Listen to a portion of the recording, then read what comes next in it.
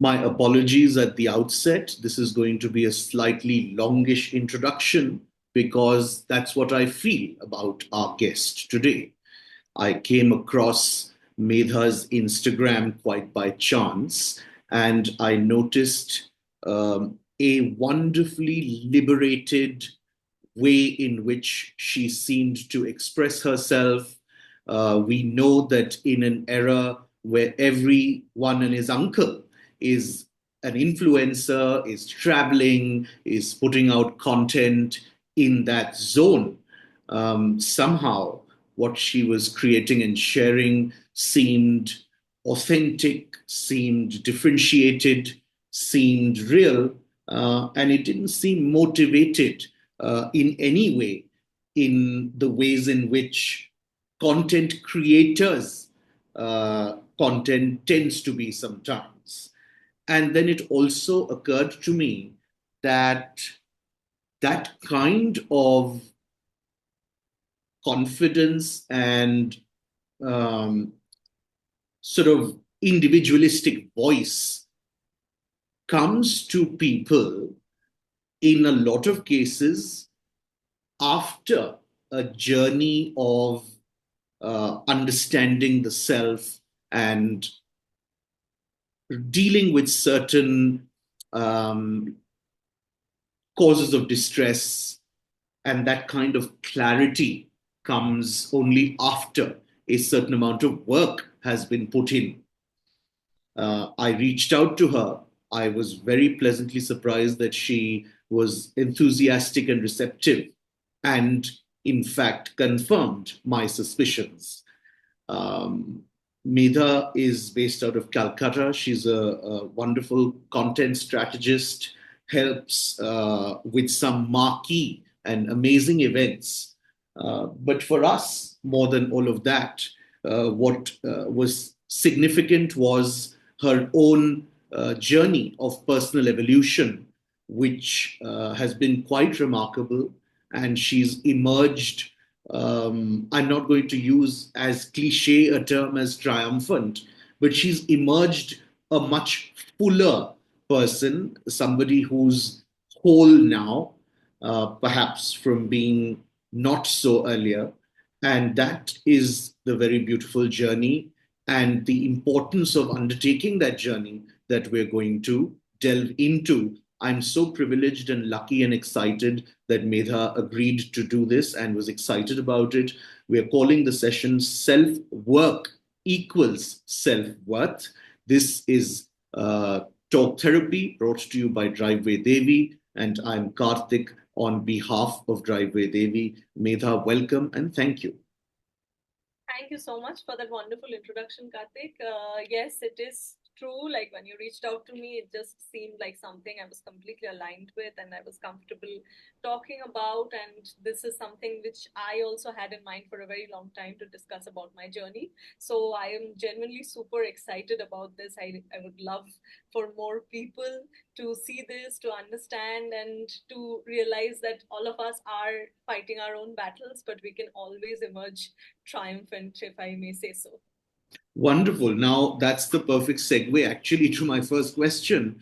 And since we've talked about an inward journey, um, you would agree that in our country, especially, there are lots of barriers to accessing good mental health and mental help.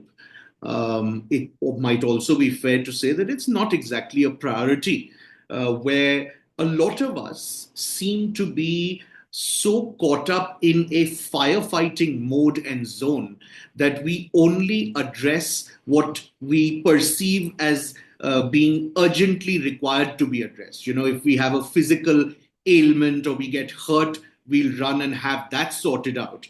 And this is precisely the kind of thing that will A, get deprioritized, and in a lot of cases would also perhaps be considered a very elitist sort of indulgent pursuit. So I want you to share what you feel about why it is important fundamentally in the first place to undertake this kind of process and journey inward and gain a deeper understanding of the self. Right, absolutely. In terms of accessibility, of course, it is still something which is not as easily accessible to everyone. And even for me, for when I started, when I finally decided that therapy is something that I require, for the most part, the first thought was firstly, I had battled this for a very long time, thinking, oh, this is something which is going to go away, like it'll take its time, but it'll get better, and I can handle this on my own. And also, in terms of pricing and sessions and availability of mental health professionals, it's very important. I think it was for me to understand that when you're seeking mental health professionals, you're seeking them out, you're going to talk to them, you have to figure out what's a good fit for you first. It's simply like going maybe to a doctor, or maybe if I can put it that way, since I am also very much into fitness, I can say it's like going to the gym and looking for the right kind of trainer. So sometimes it can be very difficult if you're going to the gym and you meet a trainer who's not really at par with what you're looking for, is not addressing the needs that you want to address. If you want to work on a certain aspect of your body and they're not being able to do that, it can be discouraging. And you think, oh my God, if this is how it is out there, maybe it's better I take things into my own hands, or I don't get into fitness at all. Like, that's not going to help in any way. So, similarly, I think with mental health as well, it's so important to find that right fit. And for me, it took me a long time. Like, I'm 34 right now. I think it was only around when I was 32 years that I finally decided that, you know what, like, I am sick of my own patterns. So it, instead of putting everything, you're putting so much pressure on external factors, right? Like, it'll get better when I meet the right man, it'll get better when I work with the right manager. And that is just, pushing all of the blame and playing the victim in this entire process. And you're like, I am the one who's a victim of my situation. So also putting so much pressure on external things, like, oh, when the manager is right, I'm going to love my job. When the man is right, I'm going to be great in this relationship and I won't have anxiety or I won't feel terrible. But ultimately realizing, for me, it was genuinely being so sick of being in my head all the time. And I thought, is this really how I want to spend the rest of my life? Continuously worried, continuously anxious, continuously scared, that I am unable to enjoy even the littlest things in life without feeling scared or without being anxious. Something as simple as taking a walk in the garden, something as simple as sitting and writing in my journal, like, all of it would stress me out. So I think the first and most important step is to kind of, I know it's the most difficult one to take, because you really have to look inward and finally sit with that thought that maybe if the common denominator in all of my life's problems is me, there is something to this, right? The entire world is not, I can't be angry at the world. Like, it's time I introspect. And for me, I think that was a huge breakthrough, to finally realize I'm sick of myself. Like, I need to get better for myself, and eventually for the love, for my loved ones around me, my family, friends, everybody. I'm going to quickly take the liberty of coming in here and underscoring both absolutely critical points that you've made. First, to your second point, this, while you may feel, and many of us feel, in fact, I only realized what you realized in your early 30s, in my early 40s. So, my point being that this wisdom and this certain amount of objectivity of analyzing oneself truthfully to a lot of people doesn't come through their entire lives. So I think rather than feeling that, oh my God, I wasted so much time and it came so late, I think it should be celebrated that it did come. But yes, that's very, very important. And I fully appreciate and take the point that, pardon me, it's not easy to do that because we find, and our mind finds all kinds of scapegoats in every situation, in and as part of those patterns. It's not me, it's the manager, as you said, it's the boyfriend, it's the girlfriend, it's my father, it's my mother. But like you put so eloquently, if you are finding constant repetition, you don't seem to be learning from your mistakes, there's certainly something worth investigating, and that objectivity and courage is very, very important. And very quickly to your first point, yes, I have gone hoarse from the time we created Driveway Devi, saying that finding a good therapist is like dating, but I'm not going to repeat that analogy today. Because there are several more. It's like going apartment hunting or house hunting. There might be a beautiful home, but if it doesn't meet your peculiar specific requirements, then it doesn't work for you. So it really has nothing to do with the qualification or sincerity of the therapist or of the client. It's a very, very symbiotic thing, which you not only should you be prepared for it, it is worth putting in that effort and time and trial and error. That's what I wanted to say, without, of course, getting into anything that you don't wish to share. Right. What were some perhaps situations or these repetitive patterns that really worried you and sort of gave you that wake up call?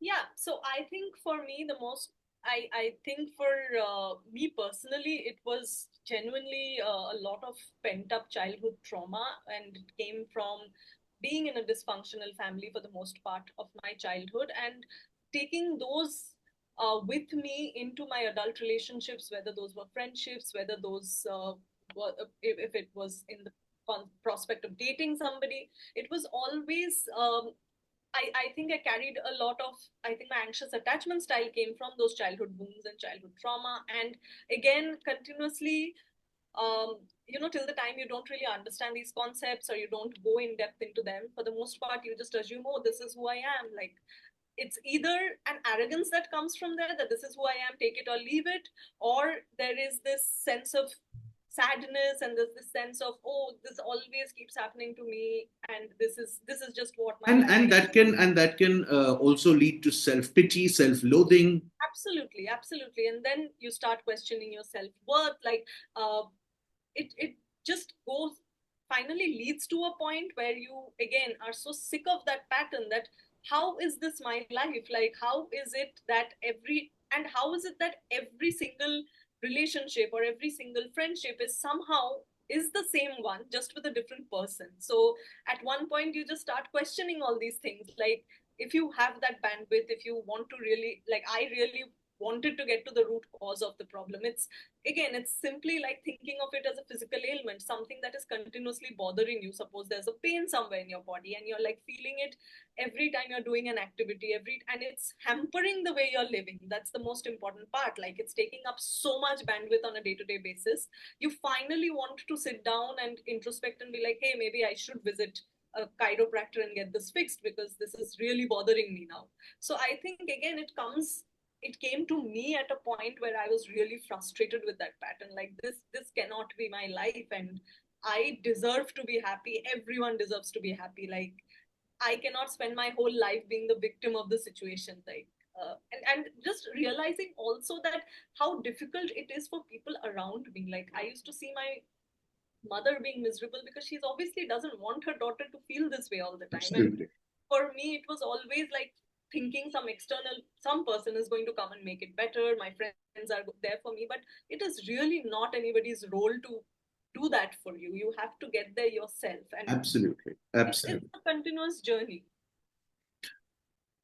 It's a generalization, but I think it's okay and accurate that, for no fault of anybody's, because there is a relative lack of psychological awareness and education, Yeah. that leads to many, many misconceptions relating to therapy and this entire process. Some people feel that,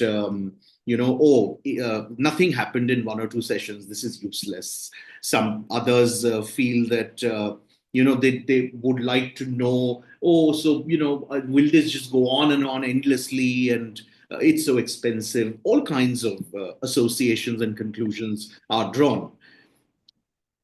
I think it's important for somebody like you, who's been through this and continues to work on it, to share a little bit about your observations and insights about the therapeutic process itself.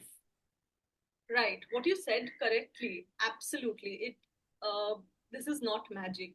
You do not go for one session and come out a different person. And for me, I've been going to therapy for over 2 years now. 2 years, and finally, I'm feeling that I am probably in a place where obviously nobody's 100% healed. It's a continuous journey. I'm still, but there is now that sense of peace and sense of calm that has come from continuous being very, very proactive, Persistent. actually, yes, being consistent, actually wanting to work on myself. And a lot of times it feels like my therapist would give me so much homework to do after each session, which we don't have that anymore, because finally I think I'm making, so she's also like very happy we are making progress. Now I think after 2 years we are at that space where we finally discuss achievements, things I'm doing in life, how happy I am. And before that it was this, I have literally done introspection homework where I have written 100 questions just about myself, and I have had to sit down and introspect and think about the answers and then send it across to her before our session that yes, I've done my work. So it is genuinely being very, very patient with yourself, with the process. It's like I love equating it to fitness because I love fitness. I am very, very active. I lead a very healthy lifestyle. But you don't pick up a dumbbell and then gain muscle just in a single day. It's a continuous process. There's a diet, there's a plan that you follow. Even something like I ran a half marathon in February and I trained for it for almost 6 months. That is how you achieve that at the end of it. So that you have to put in that work. So for me it was, I I went to a therapist long before, and again, she wasn't the right fit for me. She was fantastic. She had her own way of doing things, but it just felt at that point she was not somebody I was looking for, and I couldn't relate. And I gave up after that. I was like, clearly, see, therapy doesn't work, and this is something I'll have to deal with on my own. But after finding the right fit, it is like I always think of the process, the therapeutic process, as we usually say the calm before the storm. The process of going inward is the storm before the calm. So you have to kind of deal with the rough seas, you have to deal with all of that before you are anchored, before you see the horizon, you see the blue sky. So there's a lot of patience that is associated with this. Well, that's very, very simply yet poetically put, and at the cost of adding a bit of cheeky humor. I think most of us, some of our trauma at least, stems from childhood, which invariably points to the direction of one's parents. And since we can't choose them, at least we can choose our therapists. So put in the effort.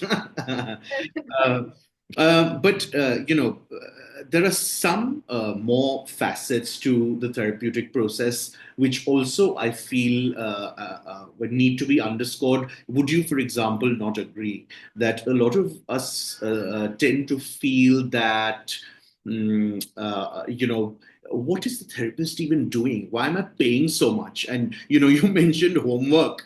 And so, not only is this professional not doing anything, just relaxing in this cushy, air conditioned environment, getting paid to torture me, essentially.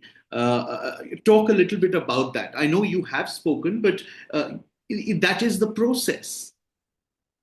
I think again it completely depends. Like I think the entire process of talking to a mental health professional or a therapist, it has to firstly come from a place where you are ready to finally Yes. address your demons, sit and talk about it. And it may not, a therapist's job is not to hand you something on a platter like, hey, this is the solution and this is how you get there. It is for them to, just like you, I mean, again, if you go to a doctor and you are unwell or whatever, there's a physical ailment, they are going to, you are paying them to get their expert opinion because they have studied that, they know how to get you from one place to another. In So for fact, can I quickly be rude and interrupt? yeah, Your own analogy of the fitness trainer works beautifully here, because we all pay top dollar to our individual fitness trainers and instructors, but at the end of the day, they are instructing us. We have to do the work exercises. We exactly. won't get fit if they do the exercises. I think that's actually perfect. Like, yeah, I mean, I still have to do the work. They are going to show me the exercises. They are going to motivate me. They're going to push me to do it. But ultimately, I cannot. you cannot expect them to be lifting the weights and then you're like, oh, my Absolutely. muscles have not come yet. What's happening? And Like, just like you can't get physically fit by osmosis, you can't do that in mental health either. absolutely, absolutely. Like the entire, unfortunately or fortunately, the entire burden to carry is yours. You are the one who needs to heal, and you are paying a professional because they know what they're doing. They are going to give you the advice, not even advice. I don't think therapists should be giving advice in any case. So they are just going to egg you on to reach that point by yourself where, and I cannot even stress this enough, what a beautiful point that is in your therapeutic journey when you finally realize, oh, I have broken a pattern. Like it's literally like that. We've had these breakthrough moments during my therapy sessions, and it's always like, oh, just pat yourself on the back, you broke this pattern, like something you've been doing for years and years and you thought you never could. Like even setting a simple boundary, for me it was simply telling the cab wala, bhaiya AC chala dijiye, used to feel like a task. Like, no, I'm not going to do this. Like, it's too much work. I am too much of a people pleaser. What if he says no to me? To finally even do that, suddenly you feel like, oh, this is exactly where, this is where I wanted to I be. mean, And they may seem at times insignificant, small, and banal, but they're huge victories, and that is the reward at the end of that. Sometimes quite painful process. That there are very tangible and beautiful rewards. absolutely. I think the last time also when we connected, we were talking about how you start enjoying the very simple things in life, like seeing a butterfly in the garden and enjoying the flowers, or just walking by the lake on a morning, and suddenly you feel like, oh my God, like this is the point of life. Like you're supposed to be enjoying this. I mean, everything becomes so, when, at least for me, since I was suffering from severe anxiety, for me everything used to be so goal oriented. Like, when this happens, I will stop being anxious, maybe if the next thing happens, but just to be in the moment, be present, and actually take in everything around me. I think it's been one of the best takeaways from therapy. Like, it took me a couple of years, sure, to get there, but now it will.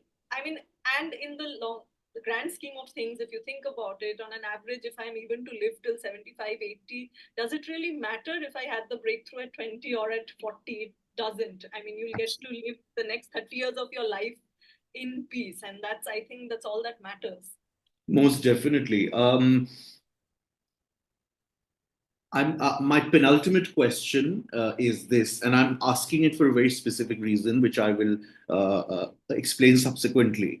At any point, perhaps before or when you had this epiphany that, okay, fine, I need a deeper investigation, I ought to seek out a therapist and work on certain things, did you at any point during those phases feel that you were quote unquote crazy or mad?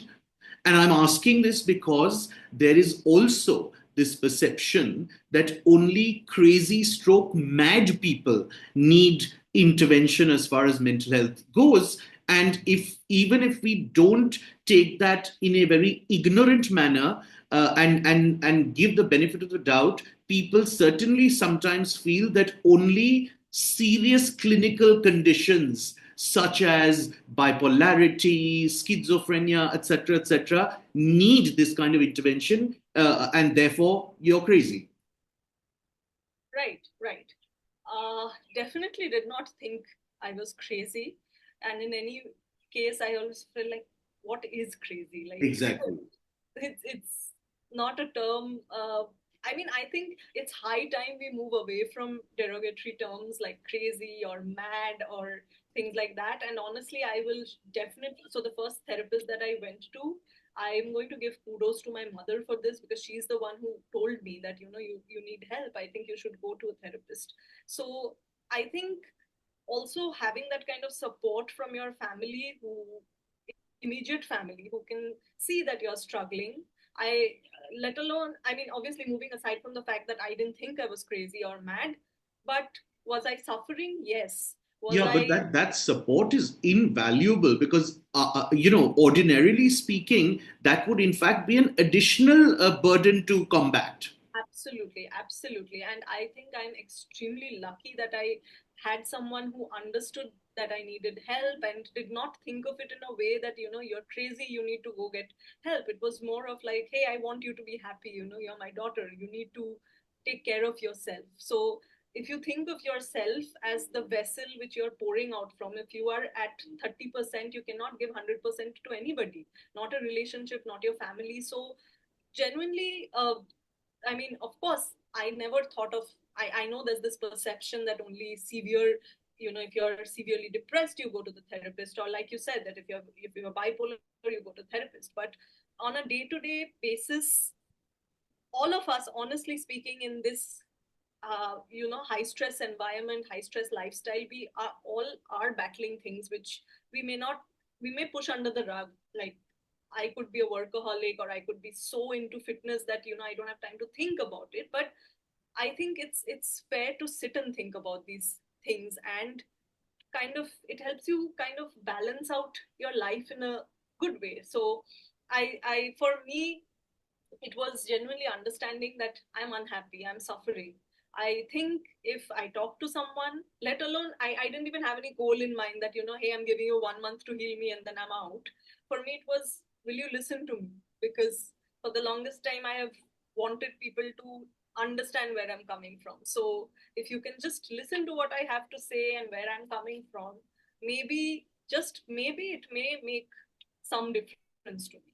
And I think once you go in without that goal in mind, that I'm here to heal, I have to heal, or I have to do that, and simply go in knowing that maybe you're meeting a qualified friend who can actually Lovely way of putting it. Yeah. things.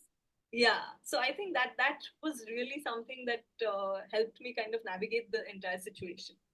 Finally, as we wrap up, I must ask you. You mentioned a couple of quote unquote small ways in which you've benefited, but I would love for you to share uh, as a consequence of this understanding, wisdom, insight, shattering patterns, recasting, what are some broad ways in which you feel your personality and your life has changed? Right. So I think that that's a very interesting question. So for me, I think I am genuinely so much more confident now in who I am. In like, I feel like I don't have to shrink myself to fit into situations. I feel like I finally have a voice. I can talk. Like, my entire childhood, maybe I was repressed and I was told I don't have a voice, but I do. I can tell people what I'm feeling without feeling scared, without the fear of being judged. I think, although I've noticed a lot of small things that I am doing better since I've started therapy a couple of years back, but for me, I think the major part of it is actually how I, now that I realize that, like I mentioned, like, I can be happy in situations without actually feeling anxious or thinking about the future or what is coming. And I honestly see an entire personality shift in myself. I think, um, you know, initially when you start therapy, it's not a huge shift. It's just small changes that finally lead to something. And now when I look at myself, I see how even possibly this interaction that is happening, how confidently I'm able to talk about it, or how brave I feel sharing my experience. I think those, like, small step for man, huge step for me, the kind of I think that's how I feel after doing this for 2 years now. I must confess uh, to having used a writing device that I teach in my classes, which is called a plant and a payoff. And the plant in this case, although I'm terrible at math, was the equation that I used as the title for this session, which is self work equals self worth. And now, after having spoken to you, I can write QED, which is the only thing that I used to write at the end of my math problems, even on exams, which is quite easily done and hence proven. But on a perfectly sincere note, it's absolutely wonderful to see anybody emerge from this entire sort of Agni Pariksha, if you will, with that kind of clarity and liberty. Uh, and I will definitely say that to many people who still believe that embarking on this kind of journey, particularly, I might add, for women in our country, where perceptions are that oh my god, that's so selfish, and oh my god, it's at the cost of ignoring her other duties and household and children, etc., etc., that it is only as a consequence of this kind of process that ultimately that individual feels truly content and happy, that he or she can therefore in turn provide that kind of happiness and contentment to those around. So actually, in the long term, it is anything but selfish. Absolutely. I couldn't agree more. Like going to sometimes when you think of your childhood as well, and if you think, oh, if only they had gone to therapy, and but it's okay. You can always be the one who starts that for your future generations and for your Absolutely. family. So, absolutely, I completely agree with you. Wonderful. It's been so lovely chatting. You've been very, very clear and succinct, explain things beautifully. Thank you for sharing and being courageous and vulnerable and brave. And we wish you all the best. May you grow in clarity and wisdom and really genuinely enjoy every moment of what is actually a really, really beautiful life. Thank you so much, Karthik. Thank you for giving me the platform to talk about this. It's been a wonderful conversation. Thank you so much for the opportunity. Take care.